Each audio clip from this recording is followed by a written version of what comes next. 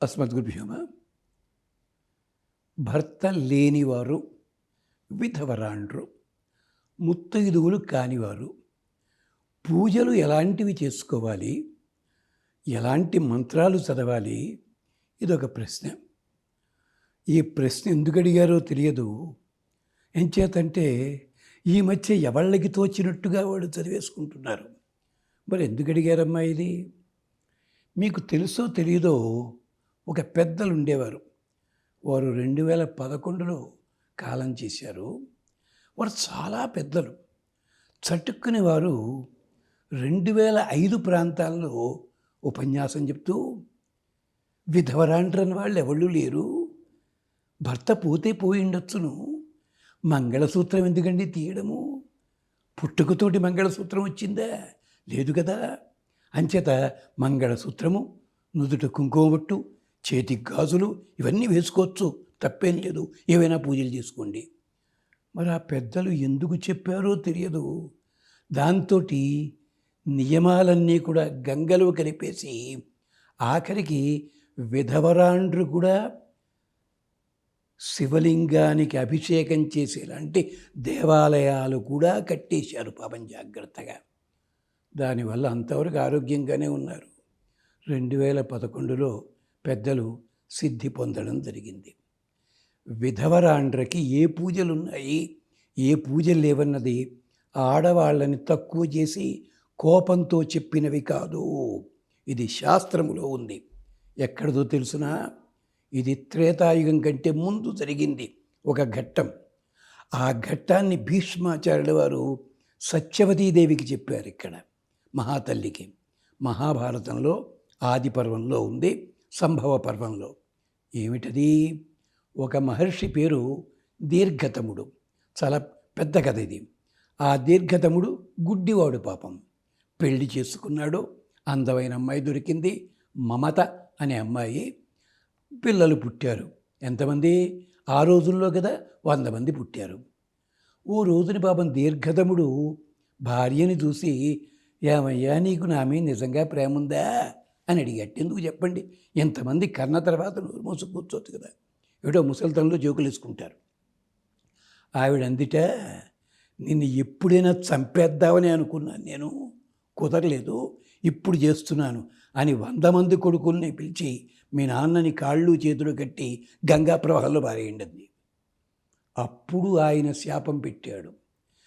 ఎవరైతే విగత భర్తృకలు అవుతారో, అంటే భర్త లేని వాళ్ళు అవుతారో, భర్త మరణించిన వాడు అవుతాడో, వాళ్ళందరూ కూడా పవిత్ర ద్రవ్యములకి శూన్యులవుతారు, పూజాది కార్యక్రమాలకి అనర్హురాండ్రు అవుతారు. అలాగే శుభ కార్యక్రమాల్లో వాళ్ళని విడిగానే అట్టే పెడతారు అంటూ శాపం పెట్టాడు మహానుభావుడు. అక్కడి నుంచి ఈ ప్రమాదాలు వచ్చాయని చెప్పి భీష్మాచార్యుల వారు సత్యవతీదేవికి చెప్పారు. ఆ కథంతా పక్కనట్టే పెట్టండి. పూర్వకాలం బామ్మలు వీళ్ళంతా ఉండేవారు, తాతగారు పోతే వాళ్ళు ఉండేవారు. కానీ వాళ్లకున్న విజ్ఞానం అసాధారణమైన విజ్ఞానం. వాళ్ళు పూజలు చేసేవారు. ఎలాగో తెలుసునా? దీపం వెలిగించక్కర్లేదు. వాళ్ళు ఎవళ్ళు పెట్టేవాళ్ళు లేకపోతే దీపం పెట్టచ్చును.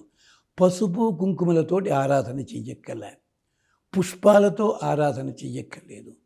చక్కగా స్తోత్ర పాఠాలని, జాగ్రత్తగా స్తుతి పాఠాలని, బీజాక్షరములు లేని వాటిని మాత్రమే చదవండి. ఆ స్తుతులు కూడా దేవతాస్తుతులు ఆ సమయంలో చదివి నైవేద్యం పెట్టాలి. ప్రత్యేకించి స్పెషల్గా వంటకాలు వండి రకరకాల స్వీట్సు ఇలాంటివన్నీ చేయమని కాదు అక్కడ అర్థం. పాలు నివేదన చెయ్యండి, పెరుగు నివేదన చెయ్యండి, వెన్న నివేదన చెయ్యండి. ప్రత్యేకించి వండి నివేదన చేయాల్సిన అవసరం వాళ్ళకి లేదు, మిగిలిన వాళ్ళకు ఉంది. ఇది వాళ్ళు కూడా వేదము చదవరాదు, అలాగే బీజాక్షరములు మంత్రములొద్దు. వాటి తాలూకు అర్థం వచ్చేలాంటి భావాలున్నవి పాటలు పాడుకోవచ్చును. ఆ భావం కలిగిన వాటిని చక్కగా వేరే వేటి ద్వారా మారేడు దళములు, రావి, తులసి మాత్రం నిషేధము, ఇలాంటి వాటితోటి పూజలు చెయ్యవచ్చు అని చెప్పి పెద్దలు మనకి చెప్పారు. నియమం ఉంది. ఇది వాళ్ళ మీద కోపంతోటో వాళ్ళని తక్కువ చేస్తునో అర్థం కాదండి. ఇది సాక్షాత్తుగా ఆడవాళ్ళంతా మెచ్చుకునే అరుంధతీదేవి ఉందే, ఆవిడే స్వయంగా పద్మపురాణంలో చెప్పింది. ఆవిడతో పాటుగా అనసూయాదేవి చెప్పింది ఈ మాట. సతీ సావిత్రి కూడా ఓ ఘట్టం లోపల ఇది చెప్పింది. అంటే వాళ్ళకి ప్రత్యేకించి ఒళ్ళు అలిసిపోయేలాగా పూజలు చేసుకోవాల్సిన అవసరం లేదు. స్తోత్రములు చదువుకోండి, పెద్దలు చెప్పినవి ఏమన్నా ఉంటే, లేదు శ్లోకాలు ఉన్నాయి, పిల్లల చేత చదివించండి అమ్మా, వాళ్ళ చేతే, అదే వాళ్ళకి పూజ అవుతుంది. అంతేకాదు ఇంటిలో ఉన్న వాళ్ళకి తమ చేతనైనంత సహాయం చేస్తే అది దేవతార్చన కిందే జమ. అంతేకాకుండా ఆ విగ్రహాలు అభిషేకం చేయడం కానీ కడగడం కానీ ఇదేమీ వద్దు. అక్కడ నిర్మాల్యం తీయడం మాత్రం తీసుకోవచ్చు. నిర్మాల్యం కూడా మీకు అక్కర్లేదు, ఎవరైనా తీయచ్చు, ఎవళ్ళు తీయలేకపోతే మీరు తీయవచ్చు. ఇది మనకి ఏనాటి నుంచి వస్తుంది. వింటున్న వాళ్ళలో ఎవళ్ళైనా ఉభయ గోదావరి జిల్లాల వాళ్ళు కానీ తూర్పు తీర ప్రాంతం వాళ్ళు కానీ ఉంటే ఒక్కరోజుని పాత రోజులది జ్ఞాపకం చేసుకోండి. అలాంటి నియమాలు పాటించేవారు. అంతేకాదు పెళ్ళిళ్ళు వచ్చినా శుభకార్యాలు వచ్చినా ఏమొచ్చినా ముందు వాళ్ళనే సలహా అడిగి, నిజమే భర్త లేకపోవచ్చు వాళ్ళకి, కానీ అనుభవం ఉంది, ఆ సలహాలు తీసుకుని ఉపయోగించుకునేవారు. ఆపస్తంభుల వారు సైతము చెప్పారు, ఇంటి లోపల ఉండే పెద్దవాళ్ళు ఉంటారే స్త్రీలు, అలాంటి వాళ్ళని కూడా మీరు తీసుకుని ఆచార వ్యవహారాలు తెలుసుకోండి. ఆపస్తంభుల వారు చెప్పారు ఈ మాట. అది విశేషం, అది గమనించండి. స్వస్తి.